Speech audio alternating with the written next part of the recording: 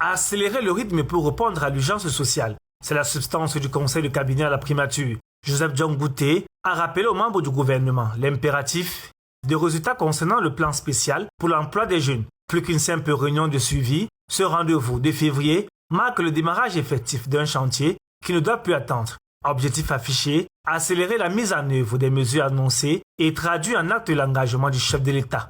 Il y a un fonds spécial qui a été créé, le chef de l'État en a parlé, un fonds de presque 50 milliards de francs CFA pour la première année. Au centre des priorités, l'opérationnalisation rapide du fonds spécial pour l'emploi des jeunes.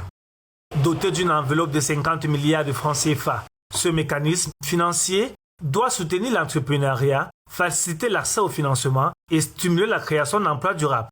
Dans la loi de finances qui a été votée, la loi de finances 2026, il y a des incitations fortes en matière d'exemption fiscale, en matière de crédit d'impôt qui vont être accordés à celles des entreprises qui recrutent des jeunes de moins de 35 ans. À travers ce plan spécial, le gouvernement entend répondre au défi du chômage des jeunes et impulser une dynamique nouvelle en matière d'insertion socio-professionnelle.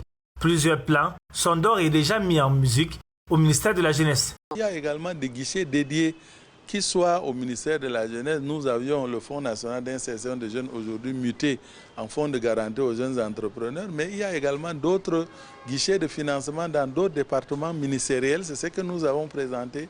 Et ce mécanisme, le chef de gouvernement a demandé qu'on consolide à partir, n'est-ce pas, des acquis, des bonnes pratiques pour pouvoir tout cela conscient dans un mécanisme cohérent. En réitérant cette directive, lors du conseil de cabinet, le Premier ministre Joseph John Gouté scelle une nouvelle étape dans la matérialisation de cet engagement du chef de l'État. Le compte à rebours est lancé pour les administrations concernées avec une obligation de résultat, faire du plan spécial pour l'emploi des jeunes, le moteur de la croissance inclusive promise pour l'exercice 2026.